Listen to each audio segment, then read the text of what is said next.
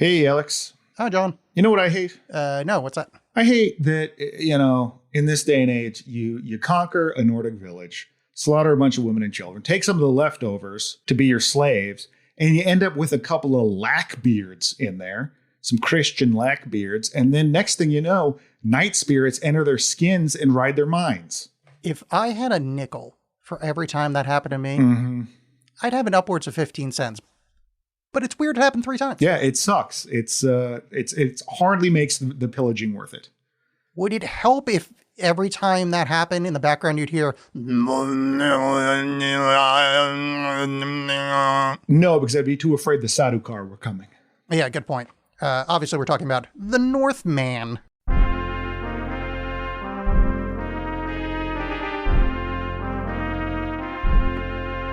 Kick it.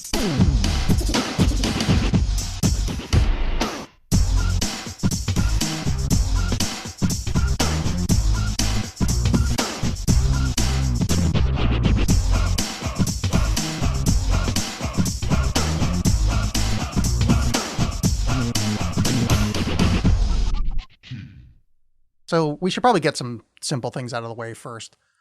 Alexander Skarsgård. I'm just going to put it out there right now.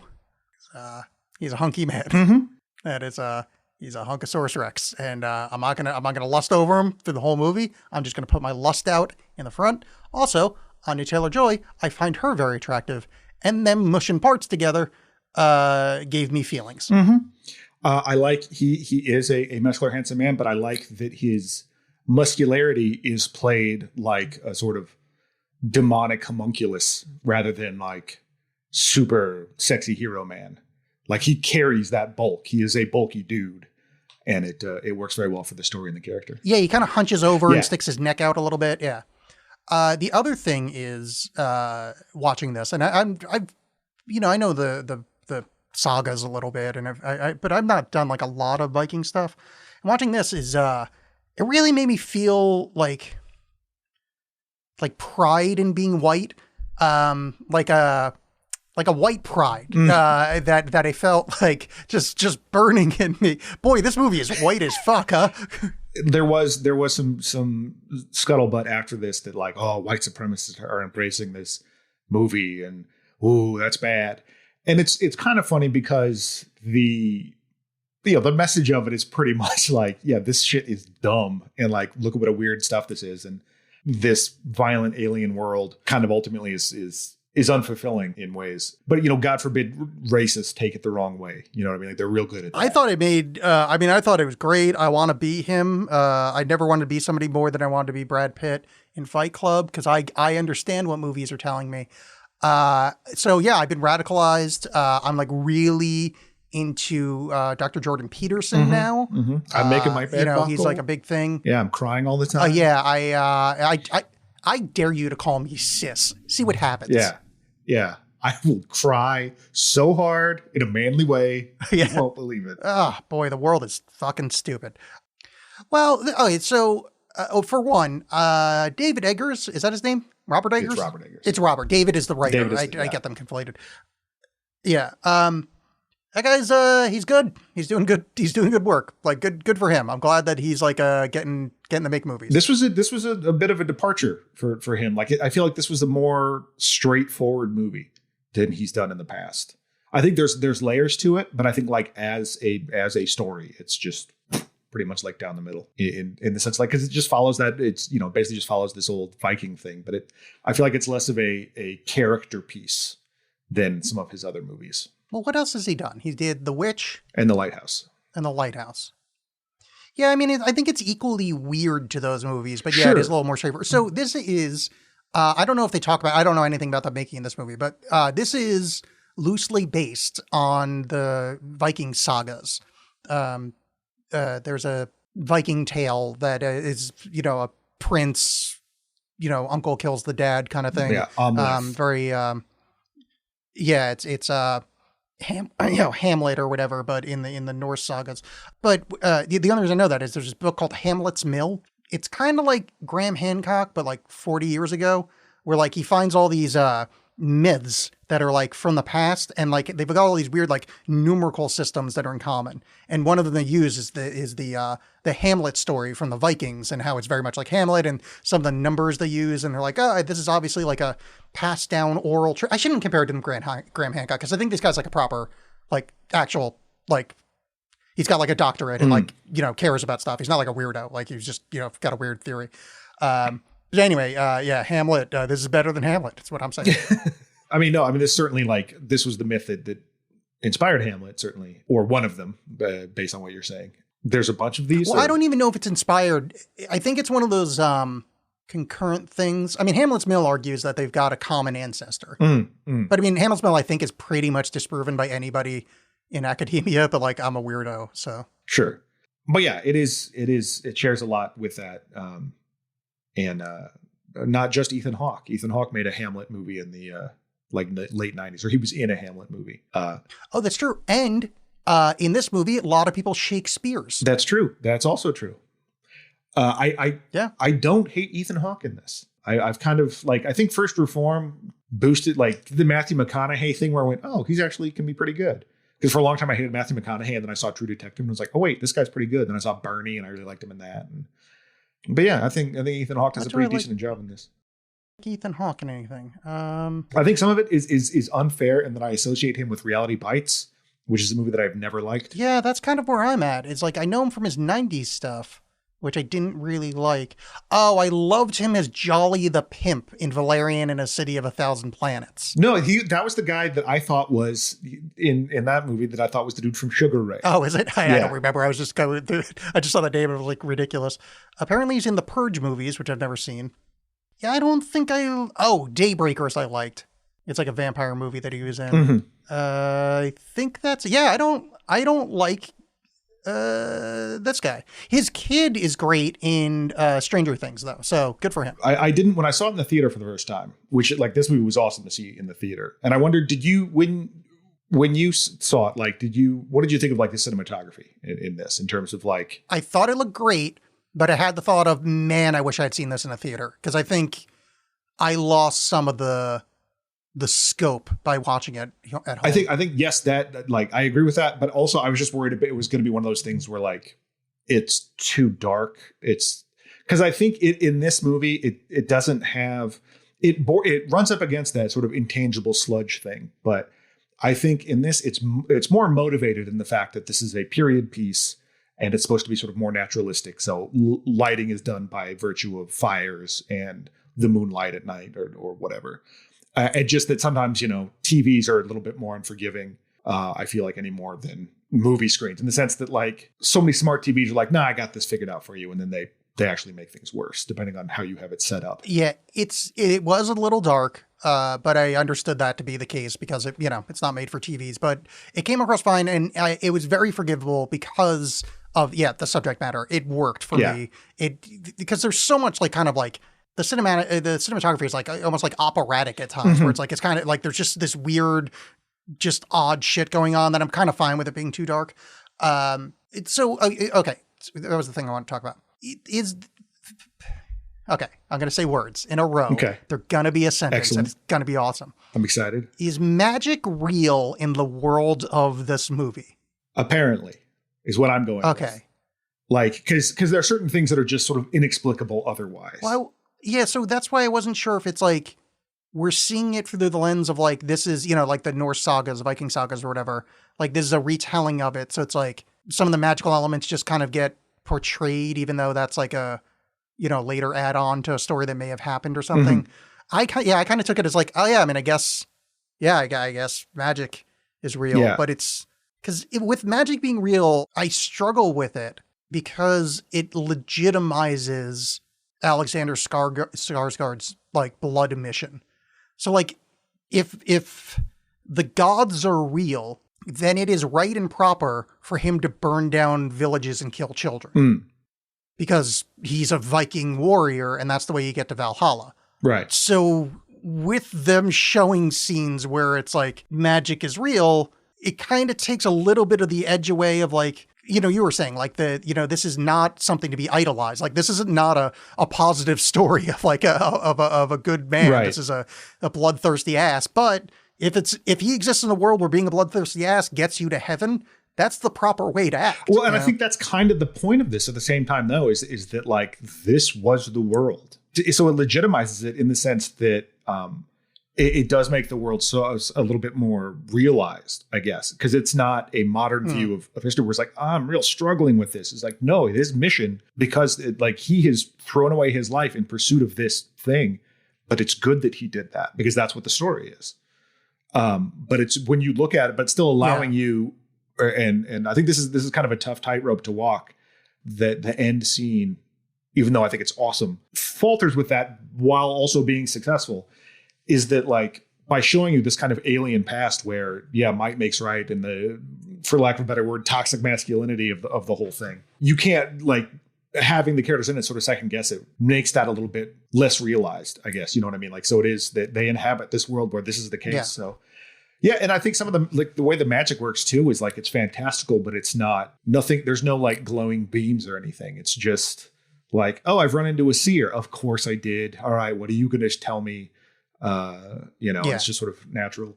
I like how they took it as like almost tripping, where he goes into this weird cave and it's like altered state. Like at one point where he goes into the cave with his father, and like they're floating above themselves, looking down on the ceremony. I'm like, oh, this is cool. Like this is where it comes to my white pride thing. Like this is white spirituality, which I'm into. Well, really, at its core, it's a message about how it's bad to get high with your dad. Just don't do it. Oh, yeah, that's a good point. It can lead to just nothing but bad things. No, at core, its message is it's bad to get high with your dad and not invite your uncle. Because I think the whole motivating factor is he felt left out. Yeah, that's probably it. So if I may put on my idiot hat here for a second, I'm going to tell you the thing that annoyed me most about this movie. Mm-hmm. One of the things we know about Vikings for sure is that they were very well groomed and very hygienic.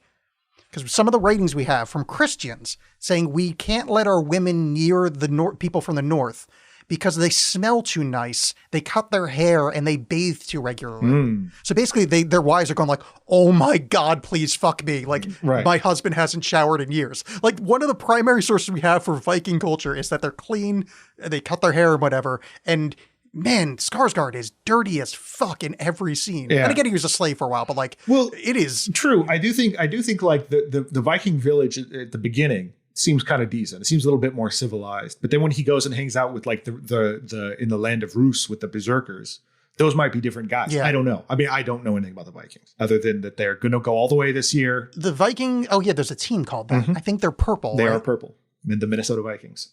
The Goa Viking is what they said. Like that was their term for going out and like trading. They were traders. But they went all the way through river systems to Russia, which is where we get the term Russia, the Rus, in this film. So a little history lesson from your friend Alex. Oh, thank you. So anyway, Milo Yiannopoulos is like my new favorite guy. I don't even know how to say his fucking name. No one should. I'm so bad at pretending to be into like white shit. Like I don't even fucking, I was trying to remember who's that like little goblin looking guy. He kind of looks like the young kid from the Munsters. Ben Shapiro.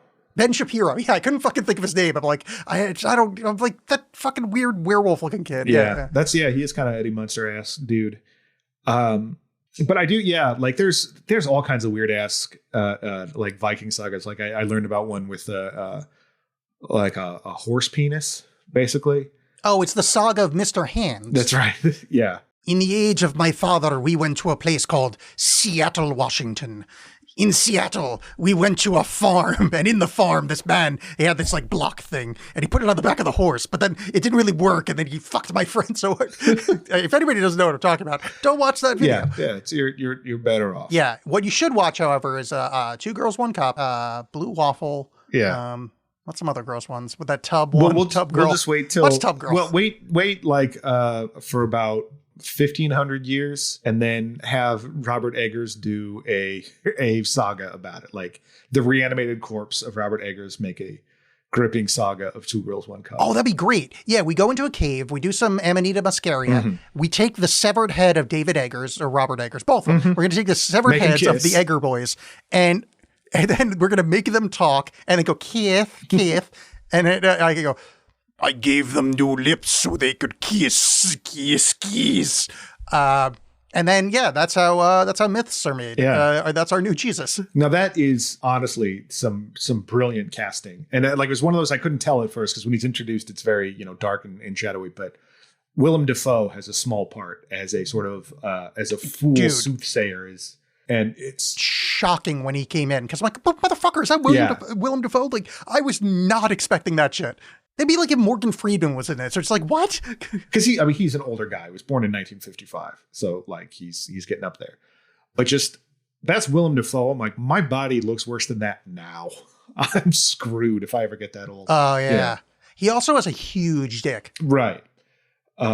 Yeah. That's specifically what I was referring to, is that my body looks worse than his dick. It's much more wrinkly and I curve to the left. Yeah, ever since you got the top of your head, the foreskin taken off, it's looked a lot better. It's part of my religion. So, by the way, people at home, if you don't know, famously, Willem Dafoe was going to be naked in the, what was that Christ movie he was in? Antichrist. Yeah, the Antichrist. He was going to be hung on a cross that way. But apparently his dick was so big, this is the quote, it was distracting. Oh, yeah. Well, I forgot. No, you're talking about there was Last Appearance of the Christ, but there was in Antichrist, there's a bit where like his penis was supposed to get cut off, or like you're supposed to see his penis, and they're like, we can't use yours. It would undercut the power of this scene by being too. Yeah, they literally said it's so big, it's distracting. Mm-hmm. So way to go, Willem Dafoe. I understand why you have the kind of confidence you have given your face, is that you're swinging leather. Yeah, I think in this movie, he's got a sexiness to him. It's a specific thing, but I did it. I'm something of a lust monster myself. Mm-hmm. This movie opens with a he witch, which I'm a big fan of. They say he witch a couple times, at least in the closed captioning, and I'm a big fan. I need to be a he witch. Mm-hmm. I mean, I guess technically I am a he witch, but like I never really go that way. But so we meet the he witch. What's the lead guy's name? Alexander Skarsgård. What's the actual? Omelette. It's like an omelet, but Omelette. Yeah, Amleth or it's omelet. Yeah. All right. So Omelette is there with his mom, and his dad comes home from he's out a Viking, and his dad is the motherfucking Raven King. Yeah. Which, how do I get that title? Like, how can this turn into John and the Raven King hate stuff? Well, okay. Here's the deal. You can be. Well, do you want to be the War Raven or the Raven King? Because he's Arvin the War Raven, but he's kind of known as the Raven King. I mean, I feel like Raven King for me, because I'm not a big war kind of guy. I just want to be the King of the Ravens. King of the Ravens would be great. See, I have two that I want, and one is specific to this, the Nightblade. Yeah, that's badass. Yeah, there's a rapper I just found out, just learned about, a guy named Young Nudie. His real name Quantavious Tavario Thomas. And Quantavious Tavario is such I'm a time gladiator name. I am Quantavious Tavario. That is a kick-ass name. I would like to be named Quantavious, please. That is like ancient Rome shit. I'm a big fan of that. I love that guy's work. I've never heard it, but I'm sure it's great because he's got a fucking one. No, because he changed his name. Fuck that guy. No, fuck that guy. The fact that he's go by Quantavious, whatever the fuck. Yeah, Quantavious is a kick-ass name, man. But so if I could be Quantavious the Nightblade. That name, that's such a fucking fedora wearing Roman statue Twitter avatar guy. Going back to why aren't we more like Vermont in the 50s kind of dude. Yeah, like neckbeard kind of thing. While I feel like the Raven King is more that embarrassing, overly dressed in the summer goth. Oh, totally. Yeah. And you are the most tiresome person. You don't need to buy an anonymous mask because your face just looks like that. Yeah, and they say things like, "Oh, fashion over function." You write poetry that's mainly just sentences that end in ellipses. That there's no real form to it. It's just, I hope she's happy. ... I mean, you didn't have to personally attack me, but it's fine. Well, I was alleging poetry that's worse than what you write. Did I ever tell you in high school I got talked to because I wrote a poem called Vampire that was about a razor? Hell yeah. I wrote a cutter poem called Vampire. And you got talked to by who? Like a school counselor? Yeah. I think the teacher said something, and then there was this there was this kind of hangout place, next to the cafeteria, there was this room with couches that was called something that I don't remember. But there was teacher slash, she wasn't really a teacher. She was like a counselor type. She would just hang out in there. And I guess it's for like troubled people or whatever, or just for me, it was just, I wanted somewhere to drink Mountain Dew and play gin rummy with my friends. But I think she had to talk to me about it. I was like, I mean, I'm not a real vampire. I don't know what we're going with here. Right. So yeah. Anyway, I killed her and drank her blood. That joke's on her. But yeah, so the Raven King comes back and with spoils, and and like revisits his lady wife, Queen Gudrun, played by Nicole Kidman. So when the dad comes home, he has gotten injured, and this like makes him go, you know what? I really got to like name my successor. I'm gonna get my little kid Omelet. We're gonna get him some blood ritual officialdom. You're gonna be my second in command.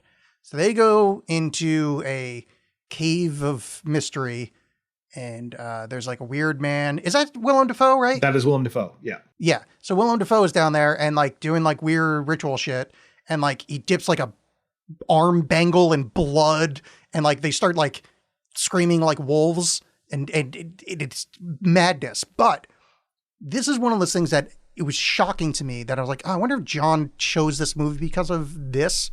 Is that it proved your theory is that burping and farting is the thing that make you human. That's my theory? Yeah, I thought it'd be funny. That is my theory. Yes. No, but no, in the scene that's like, apparently like they're screaming like wolves, and then he belches in his face, and then the kid farts and he's like, you are human. Yeah, I didn't understand.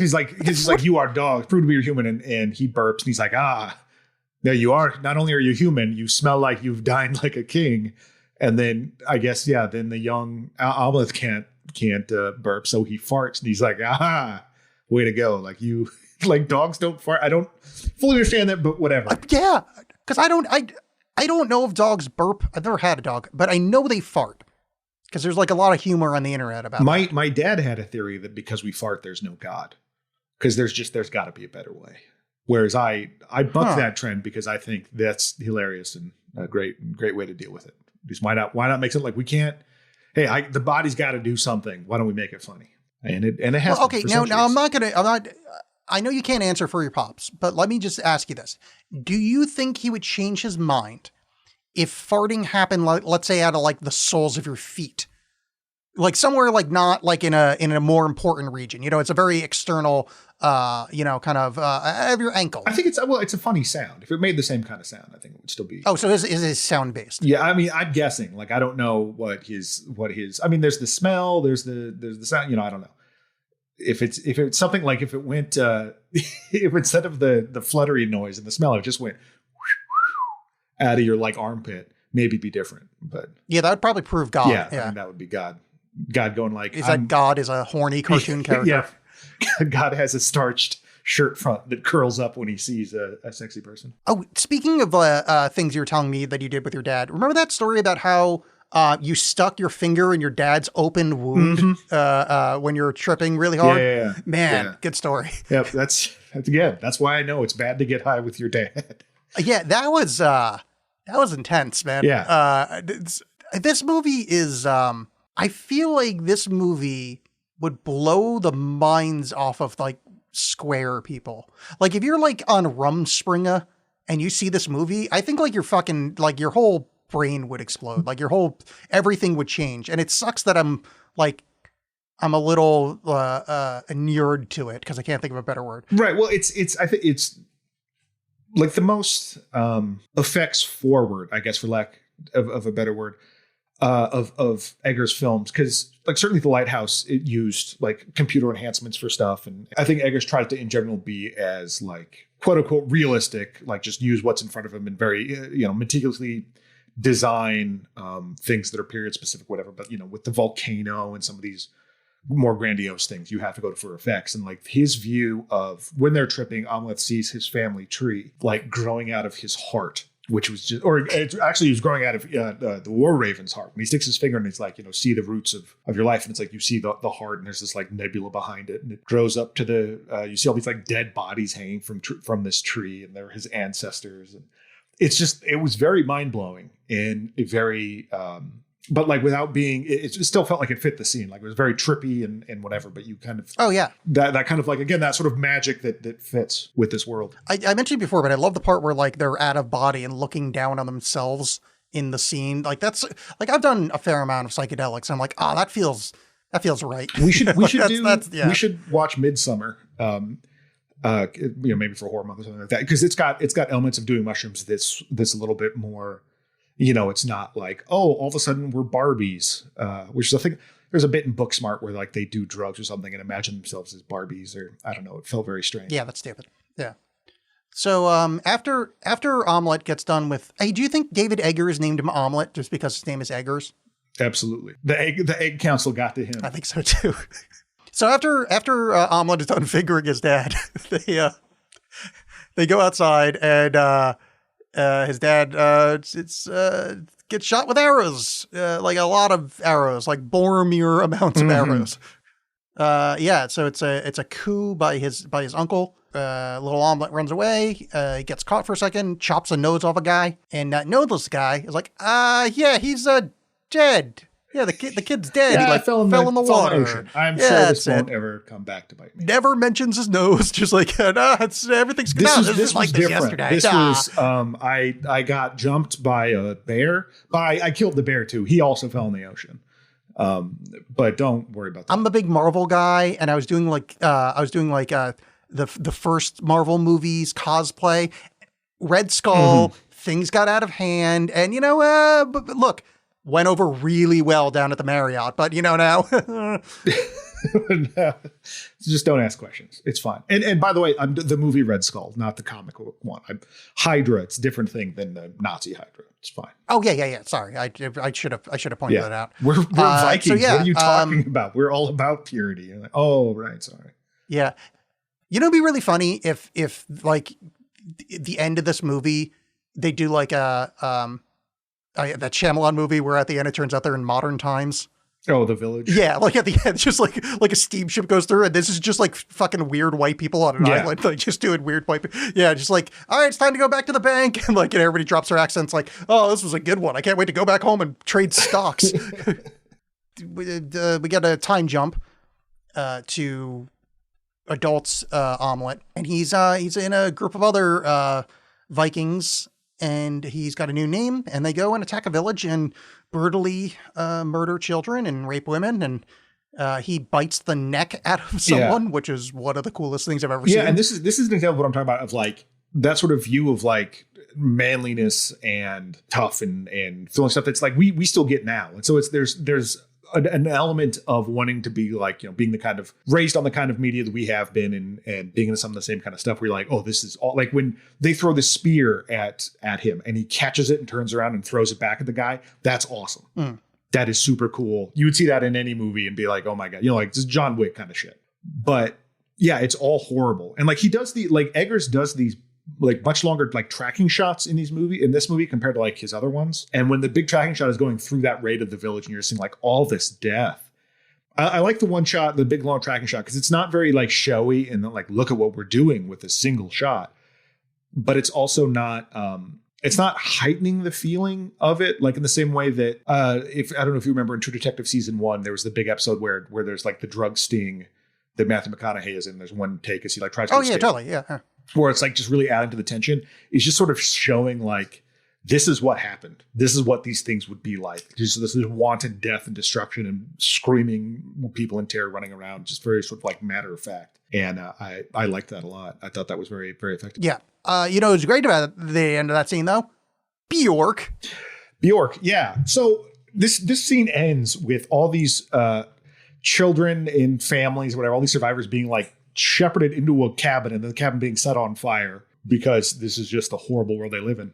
And that night, while the battalion is sleeping there, he has either a vision or is awoken by a sound, and it's Bjork, who's like the seer of the village or something like that. Because she makes reference to them slaughtering her people. And she's got like a string like the Nords, which is a recurring thing.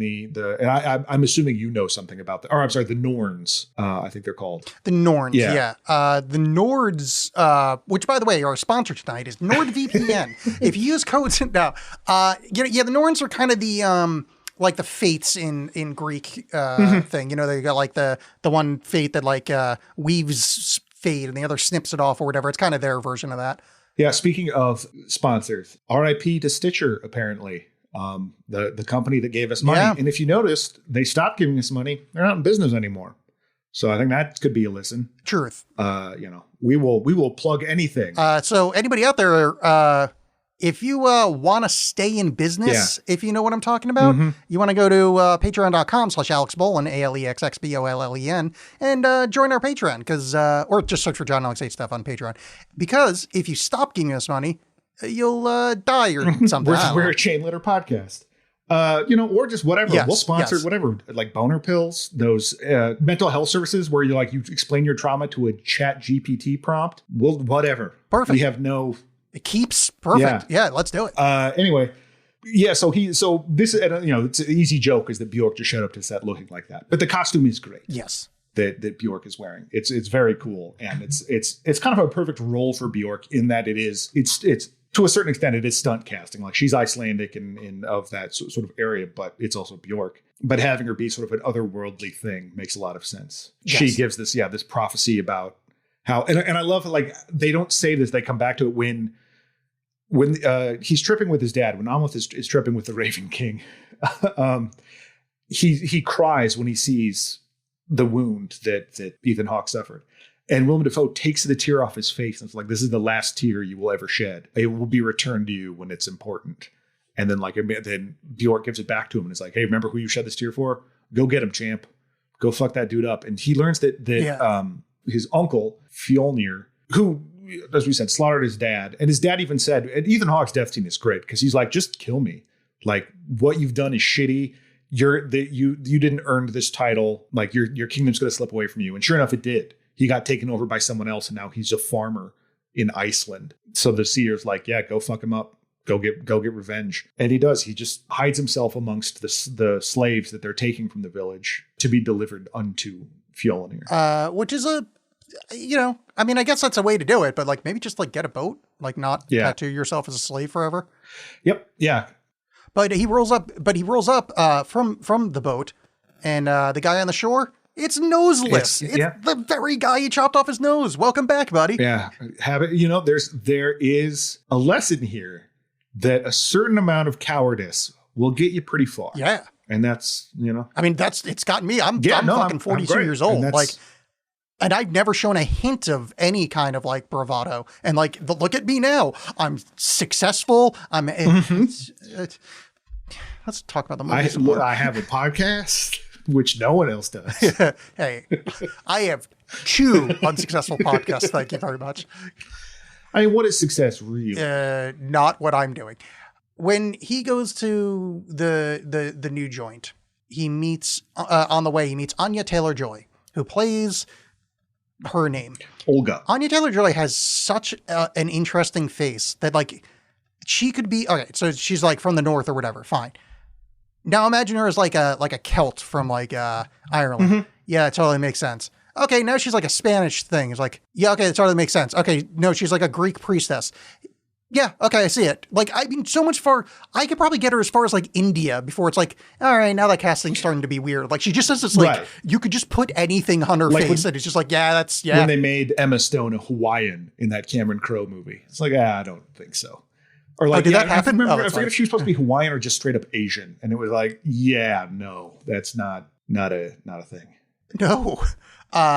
So yeah, he goes to this thing like where his chieftain uncle is there, and he's got some kids. He sees his mom, and it's his kids are kind of assholes. And this is my favorite part of the movie. He befriends a fox who, Ghosts of Tsushima style, leads him to a cave where he meets a priest. Yes. We're like, this is because there's a lot of this movie that is very video gamey, and this was like, no, this is literally, I know the video game this is from. Right. There's a bit when he goes to get the Night Blade. When we saw like a little like midnight screening of this at the Hollywood Theater, and my partner Hazel and I, and we were both playing Elden Ring at the time. When he goes to get the night sword, he takes the sword, and the guy, the body he takes it from starts coming to life. I was like, immediately I see the health bar showing up at the bottom. It's like, you know, Elmley or the formless or something. Yeah, but totally. what I like about this is so that his uncle has already lost his kingdom. The thing that he wants to avenge his dad about doesn't even exist anymore. Like his kingdom's been taken away, and he's been laid low. And he's in fact a bit more humble. Yeah, he's still like a slaver, but that's normal, for that era. Like that he's a man of some nobility. So yeah, he's going to have slaves. But when he's talking to his son, like he and his son are doing some farm labor, and it's like, why are we doing this? Like we have slaves, and he's like, hey, maybe next year you could be a slave. You don't know. Better learn the skills. Also, it shows your slaves that you're just as tough as they are, and that already you're this guy who in Amleth's mind is just this avatar of evil, is this like laid low dude who's like, I'm just trying to get by. I mean, he still sucks in a lot of ways. I'm not trying to like, oh, he's actually the hero or something, but that he's a human being. Yeah. I mean, they pull the rug on that a couple of times where like he meets his mom. I mean, we're kind of at that point of the story. He meets his mom, and his mom's like, yeah, your dad was an ass. Like he basically raped me. Mm-hmm. I was a slave. Like like I was a slave. He basically raped me. Like he never cared about me. He was gross. Like your uncle cares about me. Like he's loving and like gave me children. Like, oh, that was a turnaround. And like, oh man, I'm like kind of on her side. And then she tries to fuck her son so she can be queen to him. And I'm like, I am no longer on your side, madame. I no longer tip my fedora at you. Well, and for being, like I said, for having this undercurrent of like, look at how stupid some of this toxic masculinity is, or the sort of worldview, it does do an interesting thing where it does position women in a certain part of it. Like when they're having their father-son trip out, that they're like, why did Odin lose his eye? Because so he could see, like he could have the vision of women or whatever. And they're like, don't ever try to look into women. They're just unknowable, but they know the secrets of man. And that there's some of this bullshit that she helps perpetuate. Because she's like talking about how when Almuth ends up killing one of their sons and Fjolnir's crying about it, she's like, you got to look tough in front of your men. Looking out for herself by positioning herself with the strongest person.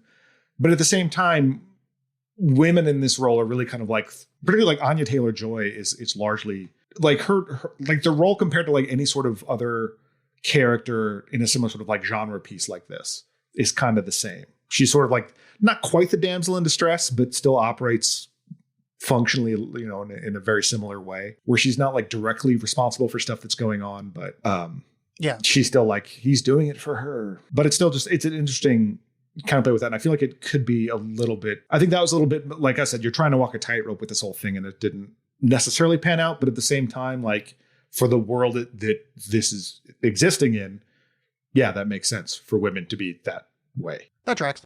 I gotcha. He hatches a plan and ends up getting the Nightblade, John's new nickname. Nightblade and the Raven King hate stuff. And he goes on, he basically just starts slaughtering everybody at night, and he becomes like everybody's like, oh, it's like a demon in the night. But that first thing he does, or maybe second, doesn't matter, but he chops up the prince's friends and kind of makes them into like a horsey shape and like nails them to the side of a building. I'm like, one, that's fucking awesome. But then two, their theory on what happened is like, it could be the Christians because their God is a corpse that's been nailed to a tree. And I'm like, that's awesome. That's the best description of Christianity I've ever heard. And then he starts like harassing the slaves about it. And I like that he calls like one of them lackbeards, like you Christian lackbeards. Fucking lackbeards. That rules. Yeah. Which they're kind of like the soothsayer woman that looks at that and is like, this demon, this spirit will not be quenched. This was not a one-time thing. That is Olwen Fiore, who was the older cult member in Mandy. Oh. That kind of gets pissed that Mandy is sort of taking what, is now the apple of the guy's eye. But I was super excited to see her again. And she's good in this. Yeah, she is. I didn't recognize. He starts enacting his revenge. And in fact, like at one point, he has an opportunity to kill Fjolnir, but doesn't because he's like, oh, wait, the seer is that I was supposed to fight him at the gates of hell. And that's not what this is. Like, this is just, if I just killed him at night when he was cut out of a barn, I'd be a coward too. Because there's a lot of, that's his whole quest is to remain honorable. Like Ethan Hawke, even at the beginning, is like, I'm getting old. I have to die in battle.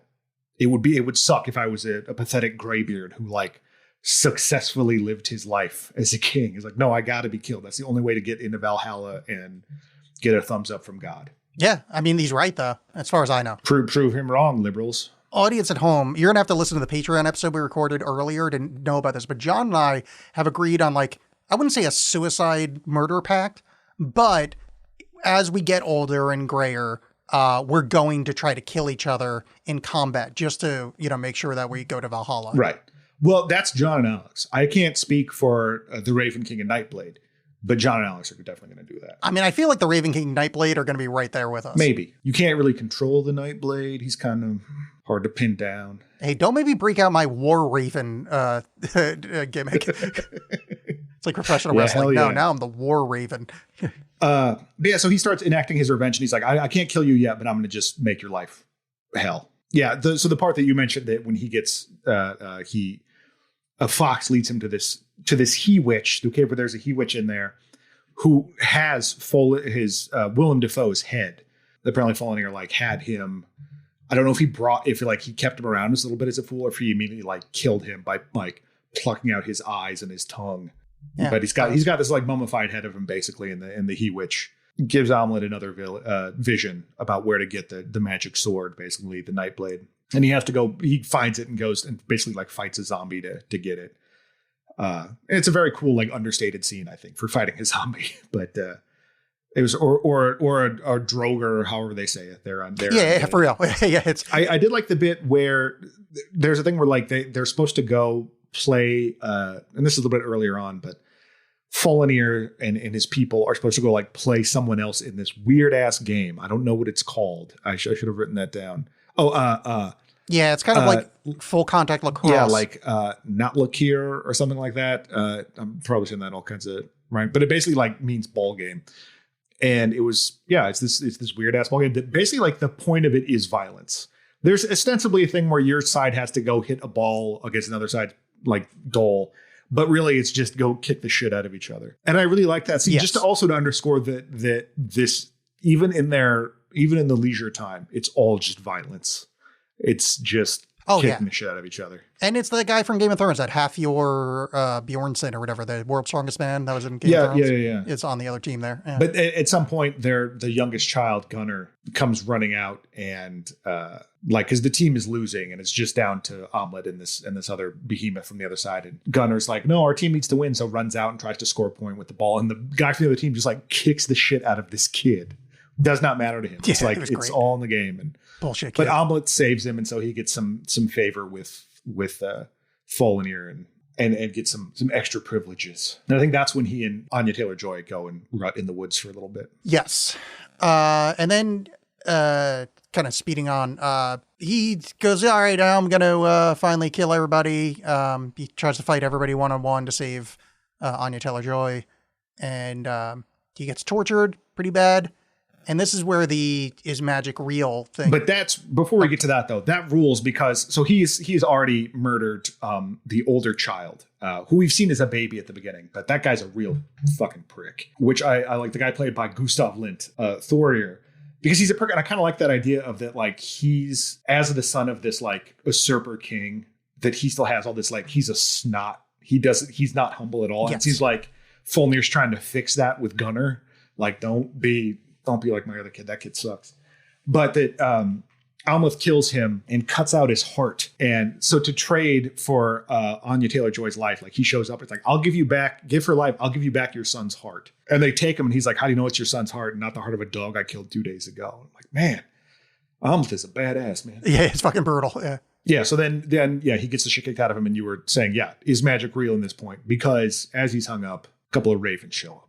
Yeah, ravens come in and start. Yeah, and then you see Odin pops up with Hunin and Mugen. Yeah, I'm pretty close if that's not right. On his shoulders, and he's like, "You are not the god of hammers. You're the god of lightning." And then Led Zeppelin starts playing, and then he starts kicking the shit out of people on the Rainbow Bridge, and then some goats scream. That one guy starts shooting guns. Yeah.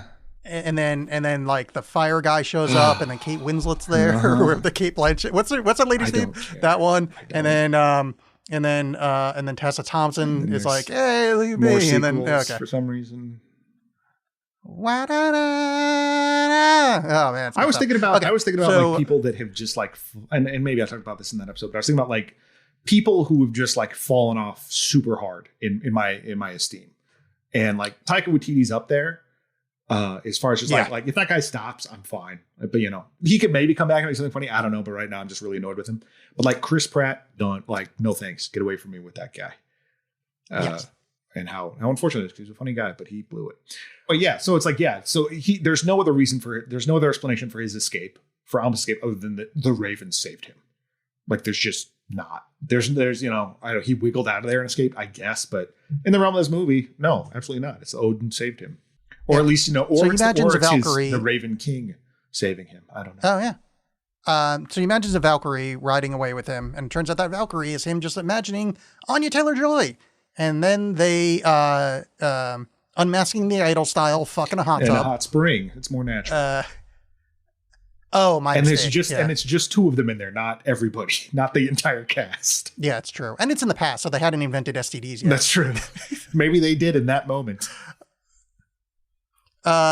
So they're like, he talks him into like, hey, just give up, man. It's cool. Like, let's just be like, I'm hot as fuck. I'm a smoke show. Yeah. Why don't we just go start a life somewhere? And he's like, all right, I guess I can, fuck Fader a little bit. And, he drinks her blood on a boat and he goes, my blood is in you. And it's like, this is a fucking weird movie. Like, I mean, I'm there for it. Yeah. Like, this is not a complaint, but it's like saying it out loud is like, man, this movie's fucking weird. Yeah. Well, and she's like, I didn't want to tell you until, we were sure. But he's like, yeah, in fact, it's going to be twins and they're going to create the new dynasty. So she's like, sweet, we're going to get away from all this and it's going to be great. And he's like, but if Fjolnir's still alive, he's going to come kill them. And I've got that whole honor thing. So I got to fuck off and go fight in a volcano. And it's, the third act of this, like, kind of stops. There's a lot of like false endings and like, okay, this is the end. Oh no, I guess there's a little bit more. It falters a little bit, but I still really, really enjoyed it because he fucks off and goes back and slaughters everyone, including his own mother and the child Gunner. After Gunner like hops on his back and stabs him. And poor Gunner, we did skip the best kill in this movie, and I know I'm not trying to celebrate violence, but when he slowly pushes his sword into Noseless Guy's nose cavity. That was very satisfying. Yeah, that was great. It was a long time coming. Yeah. So eventually, and I like this. I like Fjolnir comes in, sees his dead wife and child, like remaining son, is gone. He's like, all right, I'll see you at the gates of hell. Like he's defeated. Yes. In a sense, he's like, you've taken everything from me, and like then it's interspersed. We haven't really talked about this too much, but there are certain parts where you see like some ceremonies happening. The extremely horny flower dance thing that they're like, there's it's not subtitled what the words are, but just the actions and the faces that the people singing it are making. You're like, oh, this is some Wicker Man banging stuff. No, no, they're gonna fuck. Yeah, when they send Thor off, they gave him a Viking funeral. That like the ceremony around that and how like they kill his wife or something like that and put her on the boat and kill a horse, and then later when they're again just like violence and bloodshed is this world, and so it's not necessarily. While it might be shocking to you, no, they're not treating it as like, oh, it's come to this. It's just this is part of it. Yeah, it's just normal shit. Yeah, I can't stress enough. Like my biggest takeaway from that is that from this movie, the phrase that the past is a foreign country. That like this is all so alien, but this is the way life was. I mean, obviously, their magic wasn't real then, but just that like how we viewed the values of things and how we viewed human life, and even though like we've learned to distance ourselves from devaluing human life. We've managed to take that part and put it far away, so I don't have to think about it. Which is the much better way. Yeah, I mean, I think as Americans we value life like really highly. Sure, like it probably goes like God, country, guns, like a really nice sandwich, Trump, Q from QAnon. Q from Star Trek: The Next Generation, and then the lives of children in elementary school. It's also funny. It's also funny that we're making all this. I meant the white ones. Yeah, it's also funny that we're making all these white pride jokes on the day that affirmative action was basically reversed. Not for the military though. Not for military academies because reasons. Wink. Which, by the way, savage in the Kenji Brown or whatever. She's like, oh yeah, that's great. Yeah, so it's fine. So it's like black people can go fight. So you're preparing them for the war, not the boardroom or whatever. And it's like, oh man, that's. Yeah, whatever. I don't want to get too into like the feeling of the Our Democratic country's- our Party, but country's it's like, yeah, bullshit. wouldn't it be cool if like we had a party that animated those beliefs, but didn't just after the fact of the Yeah. thing go like, yeah, whatever. Anyway, All right, so back to the gates. Back to the gates of hell.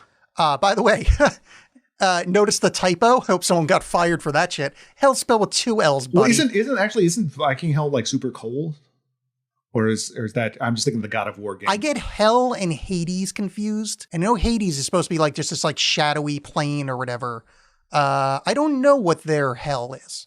I can tell you that hell ain't a bad place. Hell is from here to eternity, and that's by the great poet Bruce Dickinson. Those are Iron Maiden lyrics.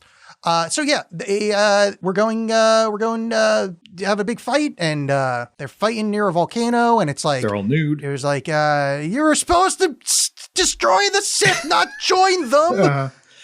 And then Omelet's like, no, I've got the high ground. What I like about this is that they're clearly like they put some CG fog to obscure Dong. And Yes, he actually like, which I was very upset at. Robert Eggers was too, because he was like, I tried to, that's how it happened, and I have no I have nothing against showing it, but I guess the MPAA was like, no swinging Dong. Oh, fuck I don't know if it was the MPAA or the producers or whatever, but like, because it's what he wanted, and this encapsulates what I'm talking about with the like, this is a naked sword fight in the middle of a volcano. Like, this is an epic, awesome thing, but it's just two guys fighting over shit that does not matter anymore. You know what I mean? Like, they just ruin each other's lives over a kingdom that was lost a long time ago. And it gets honor for shit that like doesn't, rather than being like, oh, I'm going to raise my children and be a good father, whatever. No. For what they believe and for the purposes of like this fable is that he did the right thing here by killing, by going to fight Fjolnir. And they end up killing each other. He decapitates Fjolnir, but Fjolnir like lands a stabbing in his chest. And then as he's dying, he sees himself being taken away by the Valkyrie into Valhalla. But it is like, it's this again, this balancing act of like, this is awesome, but also like super sad and pathetic. And so it feels like kind of a letdown in that final scene, because you want it to be more epic, because it's like, oh, fight on the volcano, but it's supposed to be, but then it's less enjoyable because it's supposed to. I don't know, but I still liked it. No, I'm right there with you. I think it really works for the movie, but it's not like we're so trained to have the big epic fight at the end of the movie where the good guy is victorious. To have something that's a little more, I mean, almost grounded. I mean, I know they're fighting on a fucking volcano, but I mean, it's two guys just hurting each other. And then I think most fights with swords, you'd probably just both end up dying, because like, it's not like they got like antibiotics back then. Right. I mean, you get like one cut, you're fucked. Yeah. Well, it's also, it made me think a little bit of the Last Duel, in the sense of like Adam Driver's character in that movie, like going to the grave, thinking like, I didn't do anything wrong, because that was sort of the way he was told to live. It's like, yeah, you chase around women and they run away a little bit and then they kind of give up and you have sex with them. Whereas no, you just rape someone. He's like, what? Whereas this is like, yeah, this is dumb that, I have children, I can go fight and whatever. And I've really kind of, decimated a lot of Fjolnir stuff. But, I told my dad, who's a bird now, that I would resurrect him or, avenge him. So I better go do that. Yeah, sure. Yeah, I mean, it worked. Yeah. Closing thoughts. Really enjoyed this movie. I liked it better than The Witch. Maybe no. I like the Lighthouse. I like better, but it's a fucking great movie. I think it's the number 2 in its list. Not that The Witch is bad. No, yeah. If I had to make a tier list of this would probably be my number 3. But that doesn't say anything negative about it. It's just what I like more. But I think it's great. I think it's definitely worth checking out. I found it very gripping. I read some things that were kind of complaining about like, well, he's so meticulous in his research and how he creates stuff, but those things don't have any weight or place. But I think they very much do. I think it creates this very real world that these people exist in. I found it very compelling, and I'm bummed because I own it on 4K Blu-ray, but I couldn't watch it that way because all my shit's packed up due to some house repair stuff we have going on. So I just had to watch it streaming. But I want to go the first thing I want to do when I get everything unpacked is throw it on and just watch some of those scenes again. Yeah. Because it's such a great looking movie. And it's co-written by this guy, Sion, I think is how you say his name, who did this very, very bizarre. He's like a Icelandic poet and author, and he wrote this extremely bizarre movie called Lamb with Noomi Rapace. That's that's an A24 yeah, movie, it's right? it's worth checking out. Yeah. It's weird. And we ended up seeing it for our anniversary one year, but I really enjoyed it. I really Nice. enjoyed it. What else have you been watching, or you got a recommendation? I haven't had a whole lot of time to watch a bunch of stuff, and I may have mentioned it last episode when we talked about the unfortunate passing of Treat Williams. Did we talk about that? I don't remember, because I think I just recommended it. Dude, my brain's done. It's dumb. Anyway, I don't know. If I did not mention it, unfortunately, Treat Williams passed away, and I had the opportunity to watch Deep Rising, which was a late 90s just B monster movie with him and Famke Janssen and the guy who played Benny in the Mummies. I saw that. The Mummy movies. It is so much fun. And it's exactly, it knows what it is. It has no, pretensions about being anything on that. And it was a really fun movie. It's not the greatest thing ever, but I had a good time watching it and check that out. And if you're a fan of any of the Resident Evil games, there's a lot of crossover. There's a lot of stuff that feels like, did someone watch this? Because there's a jet ski escape and other stuff. I don't know.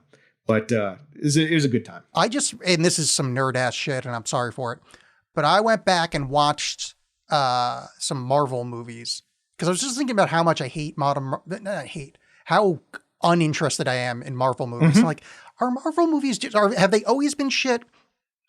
Or am I just tired of it? So I was like, you know what? I'm going to go back and look at, because on Disney Plus, they've got like every movie ever. Like, I'm going to pick out the ones that I remember liking and see what I take away from it. So I watched Captain America and the Winter Soldier, Mm-hmm. which was really good. And then I watched Civil War, which was pretty okay. Like, I enjoyed it. I'm like, oh no, the movies actually are just on a steep decline. Like, these are enjoyable films, and I remember like, oh, that's why I like this movie.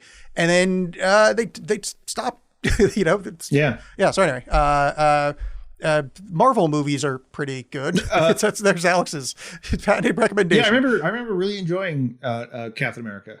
Civil War was when I started to check out, but there were bits about that I liked. But Captain America was a lot of fun just because it, I think, plays on that origin story a bit. Rather than like some of the typical ones of like, well, you get your powers and you do this. I like how he gets his powers and then it's just in the USO forever. I thought that was very funny and just, I don't know. I had a fun time. Super cute scene. I was going to go back and watch the original Iron Man because I remember that being really good, but I'd already watched 2 and I'm like, you like have a life to live while you're doing this. I still haven't seen 3 and I'd be curious to check out 3 just because I know it's Shane Black. 3 is... It's very divisive. Yeah. I think if you like Shane Black, you'll like it. But it's weird. It's not a good Marvel movie, but it's a pretty cool Shane Black movie. Mm-hmm. Well, it's a pretty cool Shane Black director. It's hard. You should watch it. Get back to me. I also sort of recommend. I guess I'll throw this out there just as a possible pairing with this would be Nicholas Winding Refn's Valhalla Rising, which is an early movie that he made with Mads Mikkelsen about a one-eyed Viking who's like captured and just his adventure of violence. It's a lot more like Winding Refn movies where it's a lot more sort of like slow and people standing there and then explosions of violence. It kind of takes some of that, like, because this movie has some of that, but it's like, what if you had even less plot and people talking? But check that out. That's actually sounds pretty good. So John, what do you want to watch for next time on Nightblade and the War Raven King hate stuff? We've gone into the past to talk about how terrible men are.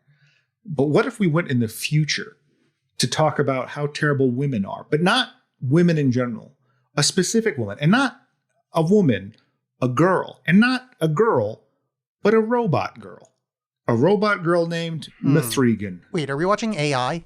In a sense. What about another sense? AI was about a little robot boy who loved too much. And this is about a little robot girl who dances. I'm there. Because you had me with, I don't know, something funny. So next time we're going to watch M3gan from the makers of Lucky Number Slevin and Slevin. Actually, it's from the same, by David Fincher. It's the same writer as Malignant, which... Yeah, but I've heard good things. I'm excited to check it out. Which one was Malignant was backwards Yep. head lady. Yep. Yeah. All right. So we will catch you on the flip flop. Mhm. I love you. John is, vaguely tolerant of you. It's okay. Bye. Bye bye.